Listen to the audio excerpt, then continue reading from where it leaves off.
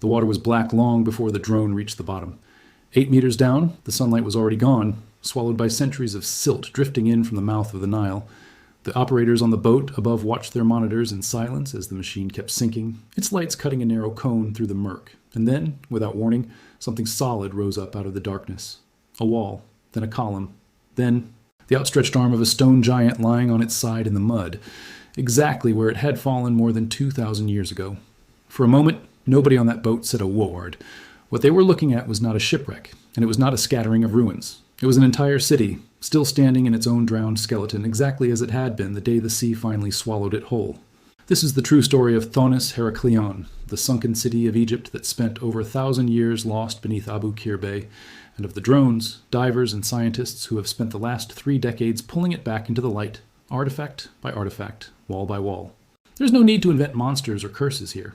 The real story is strange enough on its own because this was once one of the most important cities on Earth, a place where Egyptian priests and Greek merchants did business side by side, where pharaohs were crowned, where gold and incense and grain moved through harbors so busy they rivaled anything in the ancient Mediterranean world. And then, in the span of what might have been a single catastrophic night, it vanished. Not through war, not through fire. It sank, taking its temples, its statues, and its people down into the mud, where the sea kept them hidden for well over 1,000 years. To understand what the drones and the divers have actually found beneath Abu Qir Bay, you first have to understand what this city was before it disappeared, long before Alexandria existed, before Alexander the Great ever set foot in Egypt. The city known to the Egyptians as Thonis and to the Greeks as Heracleion was the primary gateway into the country. Its position mattered enormously. It sat at the point where the canopic branch of the Nile emptied into the Mediterranean Sea, roughly 32 kilometers northeast of where Alexandria stands today. Any ship coming from Greece, from Cyprus, from anywhere in the Aegean world and wanting to sail into Egypt had to pass through Thonis first. It was the checkpoint, the customs post, and the marketplace all rolled into one. Merchants paid duties there. Goods were inspected there. It was, in effect, the front door to one of the greatest civilizations in human history, and for centuries, everyone who wanted to enter that civilization by sea had to knock on that door. At the heart of the city stood a great temple dedicated to Amun-Gareb, the supreme god of the region, the deity to whom pharaohs turned when they needed their right to rule confirmed by the gods themselves. This was not a minor shrine. Historical texts describe how pharaohs would travel to this temple to have their kingship legitimized in the eyes of the divine, which tells you just how central Thonis was, not only economically, but spiritually and politically. To the north and east of the city lay its harbors, where ships from across the Mediterranean would have been packed in tight, masts crowding the skyline, the air thick with the noise of loading and unloading cargo. To the west, the city bordered a lake, and canals threaded through the settlement, giving Thonis a character almost like a Mediterranean Venice, a city built as much on water as on land, crisscrossed with waterways that ships and small boats used to move goods between the port and the temple district. For centuries, this was common knowledge. Ancient Greek historians wrote about Heracleion. The story goes that Helen of Troy and Paris themselves were said, in legend, to have visited the city before the Trojan War, staying there before continuing on to Troy.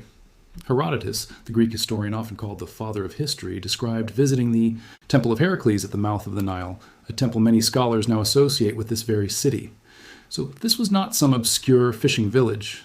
This was a place woven into the mythology and the recorded history of the ancient world. And then it disappeared so completely that for close to 2,000 years, most people assumed it was nothing more than legend, a place invented by poets and storytellers, the ancient Egyptian equivalent of Atlantis. That assumption held for a very long time, until a chance discovery in the early 20th century planted the first real seed of doubt. In 1933, a Royal Air Force pilot was flying over Abu Qir Bay when he noticed something strange beneath the water's surface, shapes that looked distinctly man-made, geometric outlines that didn't belong on a natural seabed. He reported what he'd seen to an Egyptian scholar named Prince Omar Toussoun, who took the sighting seriously enough to organize some investigation on the ground. Working with local fishermen who knew the waters better than anyone, Toussoun managed to locate an archaeological site roughly 1.8 kilometers from the shore. It was a start, a crack in the mystery, but the technology of the time simply wasn't capable of doing much more than confirming that something was down there. For decades afterward, the site sat largely undisturbed, its secrets protected by depth, darkness, and the simple fact that nobody yet had the tools to properly explore it. The real turning point came at the very end of the 20th century. Starting in 1992, the Institut Européen d'Archaeologie Sous-Marine, a European institute dedicated specifically to underwater archaeology, began systematically surveying Abu Qir Bay. The team was led by the French underwater archaeologist Frank Gaudiot, a name that is now inseparable from this entire discovery. Gaudiot's team spent years mapping the seabed using increasingly sophisticated geophysical survey equipment, technology that could see through layers of mud and sediment to detect shapes and structures hidden below. It was slow, patient, methodical work, the kind of archaeology that doesn't make headlines while it's happening because there's nothing dramatic to point a camera at yet. Just sonar readings and magnetic anomaly data slowly building a picture of what might be underneath the bay. Then, in the year 2000, after roughly 4 years of concentrated survey work, Gaudiot's team finally located the remains of Thonis, resting beneath the water and thick mud of Abu Qir Bay. The city that ancient writers had described, the city many had assumed was myth, was real, and it was still down there, waiting. What followed has been more than 2 decades of careful excavation, and the picture that has emerged is staggering in scope. This was not a small ruin. This was an entire submerged urban landscape, complete with temple foundations, harbor installations, shipwrecks still loaded with cargo, and thousands of individual artifacts, some of which had lain completely undisturbed since the moment the city sank. Among the most remarkable finds were colossal statues, massive stone figures representing pharaohs and deities that would have towered over the city streets when it was still above water. Divers found a pink granite statue of a pharaoh standing over 5 meters tall, an extraordinary survival through. They found statues representing the god Hapi, the deity associated with the annual flooding of the Nile, a figure whose worship makes perfect sense in a city so intimately connected to the river's rhythms. They found the remains of the great temple of Amun-Gareb itself, its foundations still traceable beneath the sediment, along with smaller shrines and religious objects, stone offering tables, bronze statuettes, and ritual items that had been used by priests conducting ceremonies more than 2,000 years ago. The harbor areas told a different but equally fascinating story. Gaudiot's team documented dozens of ancient shipwrecks scattered across the site, more than 60 vessels in total across the wider survey area, many of them remarkably well preserved by the low oxygen mud that had sealed them for centuries. Some of these ships still contained their cargo, giving archaeologists a rare, almost frozen-in-time glimpse of ancient Mediterranean trade. Gold jewelry turned up in the ruins, along with coins spanning different eras and different rulers, stone weights used for trade, bronze and gold ritual objects, and countless smaller everyday items, pottery, tools, personal belongings, the ordinary debris of a functioning living city. Together, these finds have allowed researchers to reconstruct not just the layout of Thonis, but something closer to the texture of daily life there, how people worshipped, how they traded, how they moved through a city built as much on canals as on solid ground. One particularly important discovery was a stele, a large inscribed stone slab, dated to the reign of Pharaoh Nectanebo I, around the 4th century BC. This stele was nearly identical in content to another famous inscribed stone found decades earlier at a different site, and the near match between the two allowed scholars to confirm definitively that the city they had found was indeed Thonis, matching the Egyptian name to the Greek name Heracleion that classical writers had used. This was the moment the archaeology and the ancient texts finally clicked together with certainty, proving that Thonis and Heracleion were not 2 separate places, as some had speculated, but one and the same city, known by 2 names to 2 different cultures who both called it home. So the obvious question becomes, how does a major city, one of the most important ports in the ancient Mediterranean, simply sink into the sea? The answer that has emerged from the geological and archaeological evidence is not a single dramatic event, but rather a combination of factors that likely built on each other over time before culminating in catastrophe. The ground beneath Thonis was never entirely stable to begin with. The city was built on a foundation of Nile Delta sediment, which is naturally soft and prone to compaction and settling over long periods. As centuries passed, the weight of the city's own buildings, its temples, its stone monuments, likely contributed to a slow, ongoing sinking of the land itself, a process geologists call subsidence. Layered on top of that slow sinking, researchers believe the region was struck by a combination of earthquakes and what's known as soil liquefaction. Liquefaction happens when saturated, loose sediment loses its structural strength during violent shaking, essentially behaving more like a liquid than solid ground for a period of time. If a significant earthquake struck the delta, the waterlogged soil beneath Thonis could have suddenly given way, causing entire sections of the city to slump downward and outward, in some cases quite rapidly. This kind of event wouldn't necessarily need to be a single cataclysmic instant, though it's entirely possible that, at some point, a final earthquake or a related tsunami delivered the last decisive blow, dropping the remaining above-water structures beneath the waves for good. Rising sea levels over the following centuries compounded the damage, gradually submerging what land subsidence and earthquake activity had already weakened and lowered. By the time the process was complete, sometime in the centuries following the founding of Alexandria, Thonis had gone from being Egypt's premier port city to being nothing more than a shape on the seabed, and eventually, not even that, just an unremarkable stretch of open water where fishermen cast their nets without any idea of what lay beneath their boats. The story doesn't end with Thonis Heracleion alone. As Gaudio's team continued their surveys of Abu Qir Bay in the years following the initial 2000 discovery, they realized the submerged landscape was considerably larger than anyone had first assumed. Additional harbor structures were found extending the known boundaries of the city, and crucially, the surveys led to the identification of a second submerged settlement nearby, the ancient city of Canopus. Canopus was known from ancient texts as a prominent center during both the Ptolemaic dynasty and later, the Roman period, a city with its own temples, its own significance, located close enough to Thonis that the two urban areas were clearly linked, economically and culturally, even as they maintained distinct identities. The rediscovery of Canopus added an entirely new layer to the archaeological picture, essentially revealing that Abu Qir Bay wasn't hiding one lost city, but a network of connected settlements that together formed a major hub of activity spanning from the era of the pharaohs through the Greek Ptolemaic period and into the centuries of Roman rule in Egypt. That is an enormous stretch of continuous human history, layered on top of itself in the mud of a single bay, waiting for the right combination of technology and persistence to bring it back into view. And the discoveries have not stopped. As recently as August of 2025, Egyptian authorities, working with international archaeological teams, conducted a major recovery operation at the site, pulling 2,000-year-old artifacts directly out of the Mediterranean waters off Abu Qir Bay. This operation, organized as part of an event by Egypt's Ministry of Tourism and Antiquities, saw cranes hoisting ancient statues from the depths, while divers who had spent hours underwater preparing the artifacts for retrieval watched from the shore. The recovered items included statues, some believed to represent sphinxes, along with marble figures and a collection of Roman-era coins, physical currency that had been sitting on the seabed since the time of the Roman Empire's rule over Egypt. Egypt's Tourism and Antiquities Minister, Sheriff Fatih, spoke about the operation at the time, making clear that what was being brought to the surface represented only a carefully selected fraction of what remains hidden beneath the bay.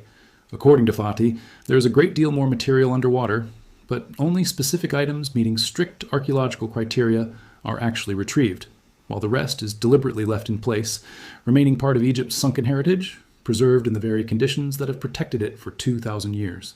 This is an important point, because it tells you something about how modern archaeology approaches a site like this. It is not a treasure hunt where everything gets scooped up and carted off to a museum. It's a careful, selective process, balancing the value of public access to these artifacts against the reality that the seabed itself, left undisturbed, is often the best possible preservation environment available. The August 2025 findings went beyond statues and coins.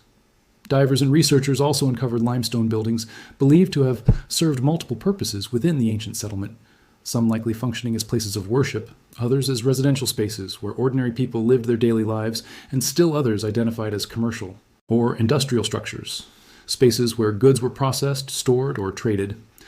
Alongside these buildings, the team found reservoirs and ponds carved directly into rock, structures that appear to have been used for storing domestic water supplies, and in some cases, for cultivating fish.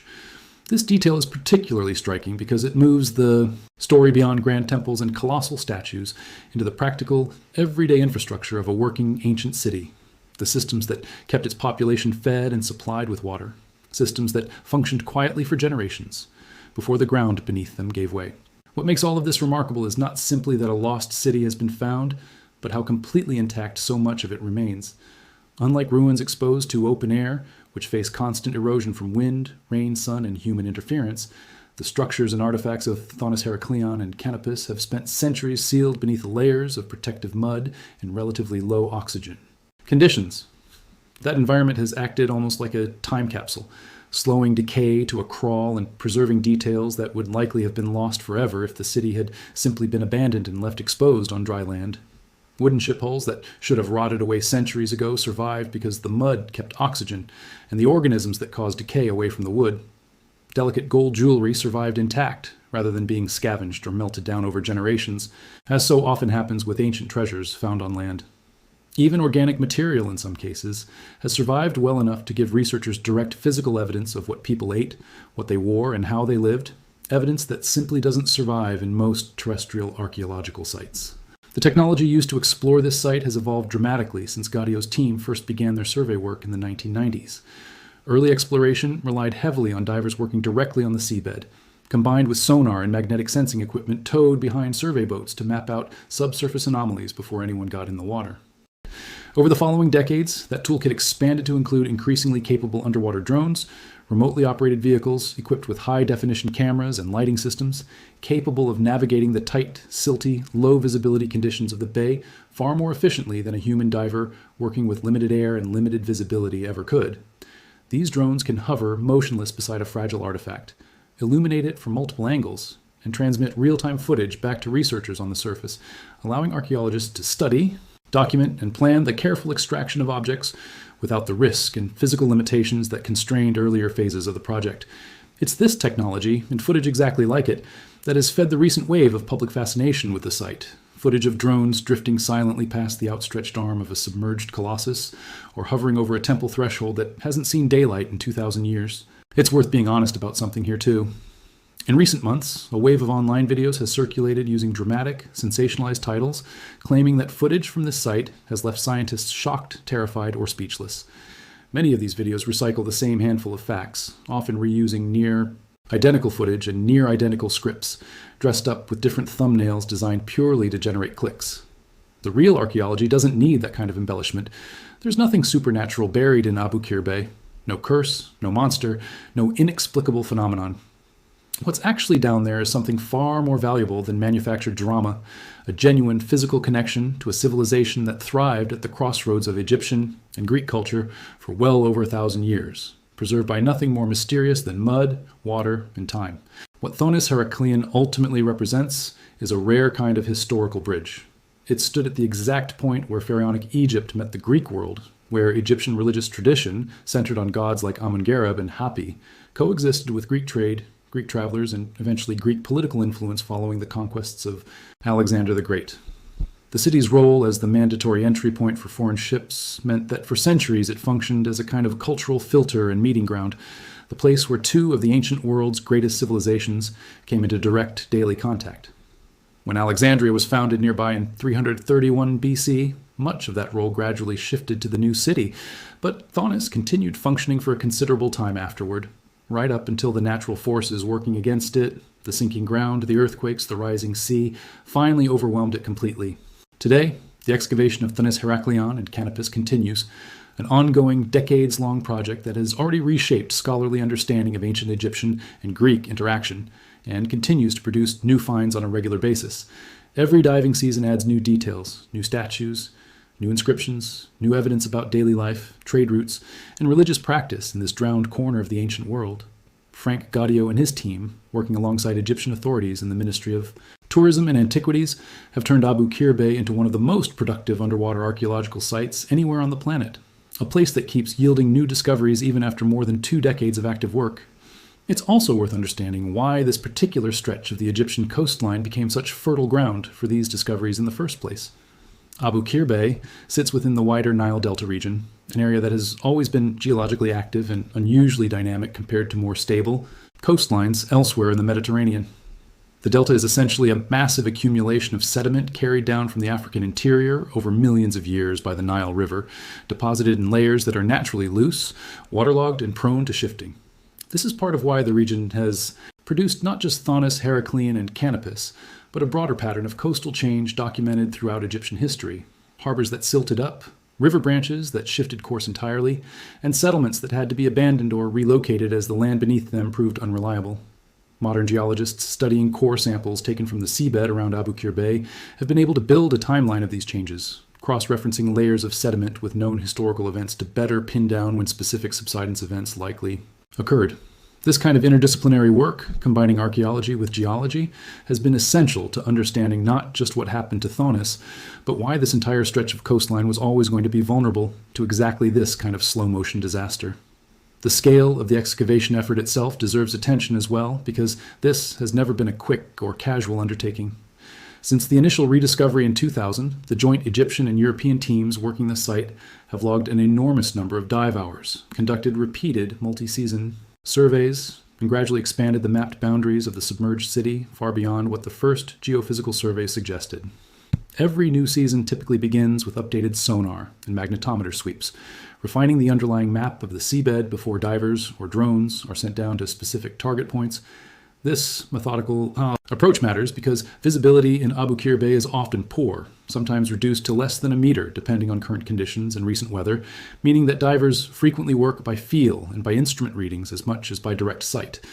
Underwater drones have become increasingly valuable, specifically because they can carry powerful lighting rigs and high-sensitivity cameras that perform far better in these murky conditions than the human eye alone, and because they can document a site in far more controlled, repeatable detail than a diver working against the clock of a limited air supply. There is also a broader cultural weight to this discovery that goes beyond archaeology alone. For centuries, Western literature and mythology had drawn heavily on the idea of lost cities swallowed by the sea, most famously the legend of Atlantis, first described by Plato. Egypt itself had its own long-standing traditions of cities and temples lost to flood and time, stories that many modern readers, before the year 2000, might reasonably have assumed belonged more to folklore than to the historical record. The confirmed rediscovery of Thonis Heracleion changed that calculation considerably. Here was a real city, mentioned by real ancient historians, including Herodotus, tied to real events and real trade relationships between Egypt and the Greek world, and it really had sunk beneath the sea largely intact. It offered, for the first time, a tangible, physically verifiable example of exactly the kind of catastrophic urban disappearance that had previously existed mostly in the realm of myth and legend, which is part of why the discovery captured such intense public and scholarly attention when it was first confirmed, and continues to do so with every new artifact pulled from the mud. The artifacts themselves also help fill in gaps that written history alone could never answer. Ancient texts can tell us that Thonis served as Egypt's customs port and that ships were required to stop there before continuing onward, but they cannot easily tell us what an ordinary dockworker's daily tools looked like, or what kind of pottery a merchant family actually used at their dinner table, or how a temple offering was physically arranged on a stone altar. The thousands of smaller, less glamorous objects recovered from the site, cooking vessels, fishing weights, small votive figurines, fragments of inscribed pottery, provide exactly that kind of granular, lived-in detail. Combined with the more spectacular finds like the colossal statues and the temple stele confirming the city's identity, these smaller objects allow archaeologists to reconstruct something closer to a full, three-dimensional picture of life in Thonis, from the highest levels of religious and political ceremony down to the ordinary rhythms of trade, fishing, and domestic life along its canals. So when a drone slips beneath the surface of Abu Qir Bay today, gliding silently past the fallen arm of a colossal pharaoh statue or drifting over the mud-covered outline of a temple threshold, what it's really capturing isn't horror or terror at all. It's something closer to the opposite, a rare and genuine window into a moment frozen in time, the physical remains of a city that thrived for centuries, connected two great civilizations, and then quietly, gradually sank beneath the waves, only to be found again, piece by piece, artifact by people, determined enough and patient enough to bring it back into the light. That is the real story of the sunken Egyptian city beneath Abu Qir Bay, and it needed no exaggeration to begin with. The truth, on its own, is more than enough.